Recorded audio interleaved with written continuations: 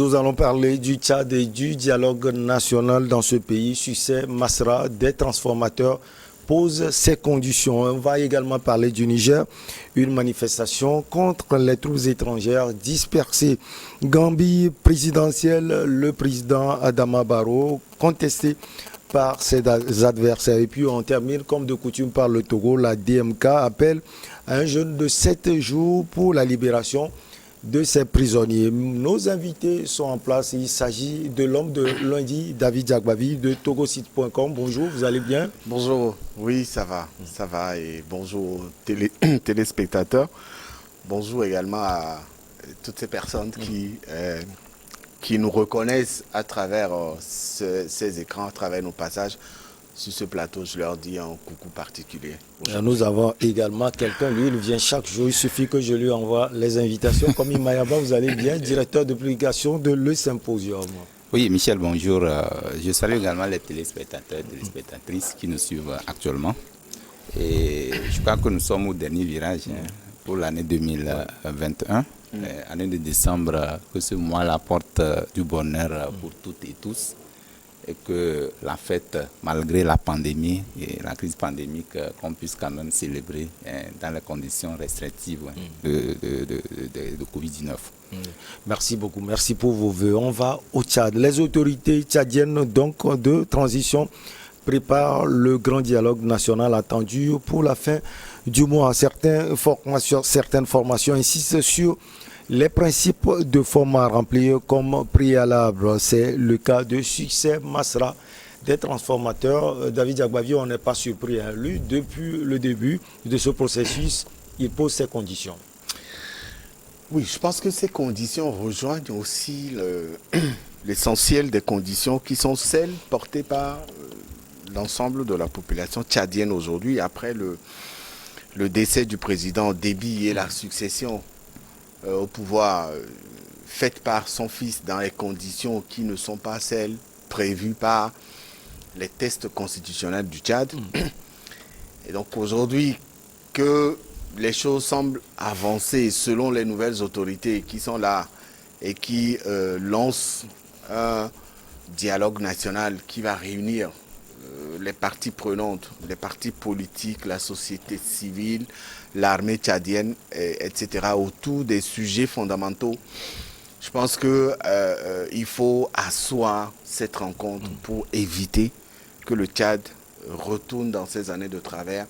Raison pour laquelle Succès Masra et l'ensemble de son organisation estiment nécessaire d'évaluer le besoin qu'il y a avant d'aller à ces discussions. Et cela doit aussi recevoir normalement un retour positif de la part des nouvelles autorités qui ont appelé à cette rencontre en donnant un quitus à ces revendications pour que on puisse sentir en tout cas la volonté des nouvelles autorités d'aller vers un changement politique à la suite du décès de Idriss Déby.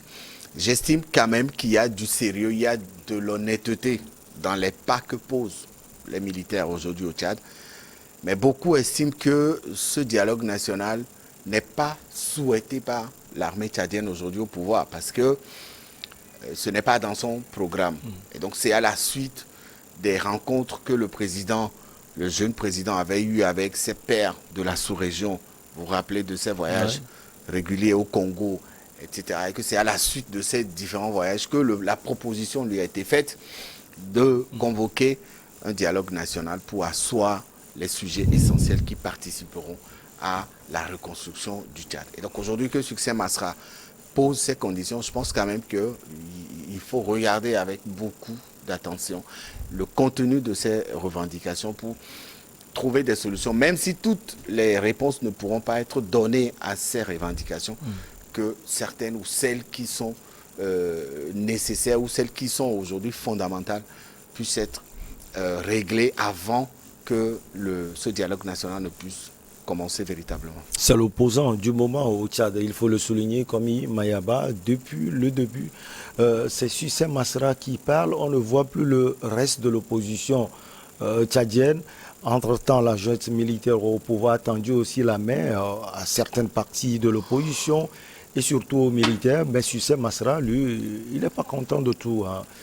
Oui, vous savez, le système Masra aussi aujourd'hui semble donner l'impression d'être la plus grande force qui joue véritablement sur la gouvernance de la junte. Ouais.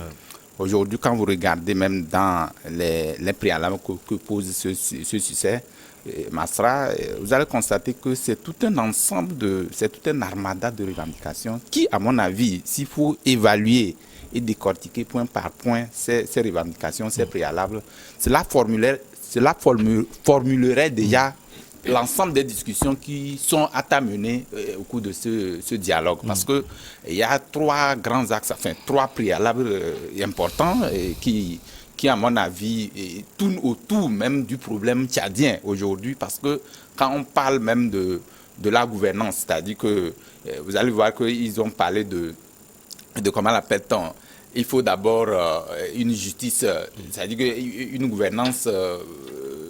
une justice aux cheveux de tous les Tchadiens. Il faut aussi, dans un autre temps, créer des conditions, par exemple le découpage électoral, et puis, comment l'appelle-t-on, la séparation du pouvoir et tout ça là. Je crois que c'est tous ces mots-là qui minent le Tchad, même pas seulement le Tchad, c'est-à-dire la plupart des pays africains souffrent de ces problèmes-là. Mais ça aurait été bien quand il faut poser ces préalables, parce que nous connaissons déjà ce que c'est que les préalables. Quand on dit les préalables, quand vous ne participez pas à un dialogue, vous ne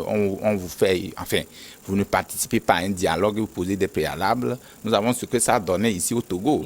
Quand on invite des gens pour des discussions, on met des préalables devant. Je crois que au cas où ces préalables n'ont pas quand même donné écho favorable, cela voudrait dire que le système Masra ne va pas justement répondre à cette invite de la junte. Ouais. C'est ce qui est un peu dangereux parce que moi j'aurais souhaité que le système Masra puisse quand même participer à ce dialogue et verser au cours des discussions ces préalables-là pour penser véritablement. Il n'a pas refusé de participer au dialogue. Il a dit que les conditions pour aller à ce dialogue, voilà, qu'on les a énumérées, je crois qu'ils sont au nombre de 3. Ouais. Donc, c'est des préalables importants, à mon avis. Maintenant, si aujourd'hui, la junte refuse carrément peut-être de répondre ou de répondre favorable à ces préalables, cela voudrait dire que le système Masra ne va pas participer au dialogue.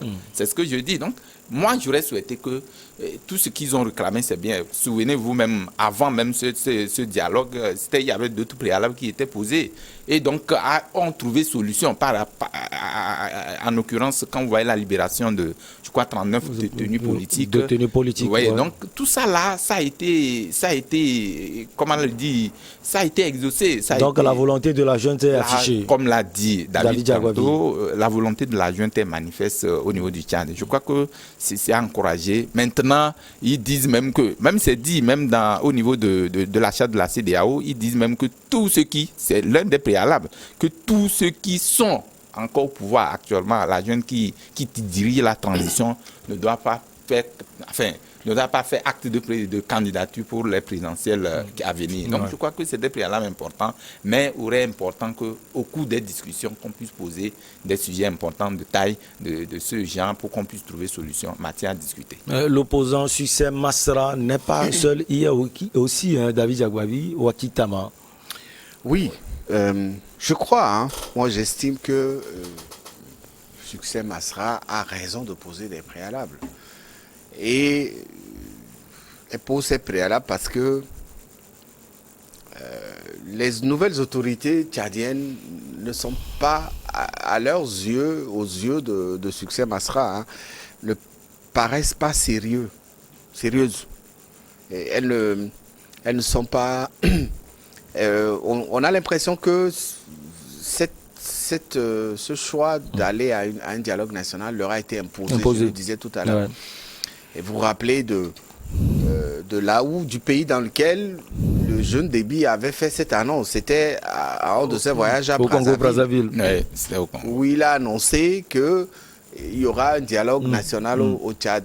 Ce qui n'avait pas plu aux Tchadiens. Parce que l'annonce aurait pu être faite sur le territoire tchadien. Voilà. Et donc ça a donné l'impression que on lui impose un dialogue. Il ne veut pas, il ne voulait véritablement pas aller à un dialogue national parce qu'aujourd'hui, la priorité au Tchad, c'est la guerre contre les terroristes, c'est la sécurité ou la sécurisation de l'ensemble du territoire tchadien.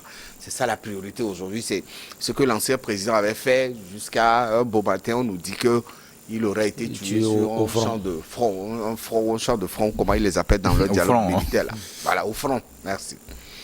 Alors, il faut, pour que cette revendication puisse passer, avoir le soutien des autres organisations. C'est ce que l'autre organisation de la société civile tchadienne a pensé faire aussi en soutenant les préalables. Néanmoins, je suis un peu d'accord avec Komi lorsqu'il dit que les préalables ne devraient pas être posés avant l'ouverture du dialogue national. C'est au cours du dialogue, voilà, on peut dire un certain nombre de choses. Mais connaissant le désir de la junte de rester au pouvoir, je reconnais en succès Masra la nécessité de poser ces conditions. Et si véritablement la junte n'est pas intéressée par le pouvoir, eh bien, lors de ce dialogue national, que ces préalables soient contenus dans des décisions officielles qui soient véritablement prises et passées à exécution pour éviter que le Tchad se retrouve dans les mêmes conditions. C'est vrai, l'équipe qui est la dirigeante aujourd'hui, ailleurs ça s'est fait, au Mali, ça s'est fait, en Guinée ça s'est fait. La junte en Guinée a dit « je ne participerai pas aux prochaines élections ». Et c'est contenu dans une charte qui a été signée par tous. Je pense que le Tchad aussi, les nouvelles autorités du Tchad ou la junte au pouvoir pouvaient faire la même chose. Mais que ces préalables soient versés dans les sujets à débat au sein du Conseil, au sein de ce dialogue national. Maintenant, il faut que l'ensemble des organisations de la société civile se mettent ensemble pour parler d'une seule voix et faire passer leurs exigences, qui est celle aussi de l'ensemble du peuple tchadien. Aujourd'hui, certains Tchadiens ne voudraient pas voir le fils Déby au pouvoir après la période de la transition. Au moins 36 mois. Voilà, c'est tout à fait normal. Ils ont demandé 36 mois pour rester au pouvoir. On verra si à la suite de ce dialogue national, les 36 mois vont leur être accordés ou alors s'ils vont écourter le délai de la transition ou alors prolonger encore parce qu'il y a des priorités qui sont là sur le front aujourd'hui au Tchad. Et donc aujourd'hui que l'autre société, l'autre organisation a accepté de soutenir ou de parler dans la même voix, je pense que à 2, à 3 ou à 4, lorsque ces organisations vont se mettre ensemble, leurs voix pourront porter lors de ce dialogue. C'est une nécessité aujourd'hui, comme Imayaba, pour la junte au pouvoir d'organiser ce dialogue. C'est une nécessité également pour tous les Tchadiens. Vous pensez que les jeunes opposants seront entendus? Oui, c'est plus qu'une nécessité parce que pardon, quand vous regardez un peu la configuration politique au Tchad aujourd'hui, la façon dont le fils du président Déby est arrivé au pouvoir, les gens dans un premier temps ont constaté ou pensaient que c'est, comment l'appelle-t-on, c'est une volonté pour les militaires de s'éterniser au pouvoir ou de prendre le pouvoir. Et c'est vrai, c'est ce qui s'est fait visiblement voir. Mais aujourd'hui, nous sentons que dans la gestion des affaires publiques ou dans la gestion des affaires politiques, le jeune Mamad Déby a cette volonté de faire du bien, enfin de faire mieux par rapport à ce que les gens pensaient au préalable, enfin précédemment. Donc, je crois que cette dynamique, si elle doit être maintenue dans ce sens, je crois que les gens vont, peut-être que c'est vrai, on va essayer de penser, de donner une autre impression à la gouvernante du jeune Déby, mais ce jeune risque de surprendre les gens parce que les préalables même dont on parle en disant que tous les acteurs, ceux qui sont actuellement au pouvoir, les jeunes militaires qui sont au pouvoir aujourd'hui, doivent signer, c'est-à-dire qu'ils doivent signer quand même certains actes pour dire que non, après cette transition, on ne va plus se présenter et tout. Je crois que l'intention première même de cette jointe aujourd'hui, c'est de redresser le climat politique. Ça fait d'amener le climat politique tchadien pour baliser le terrain. Vous savez, le Tchad a vécu des situations de turbulence pas possibles. Ouais. Mais aujourd'hui, qui pour arranger tout ça là? Ce dialogue, ça va être plus qu'important. Parce que quand vous regardez un peu, le Tchad, aujourd'hui, ce dialogue, même j'aurais souhaité, même que, peut-être que pas souhaité, mais avec la médiation. Parce que dans tous les cas, il faut quelqu'un derrière. Parce que ce serait un dialogue qui va quand même égrener les problèmes tchadiens.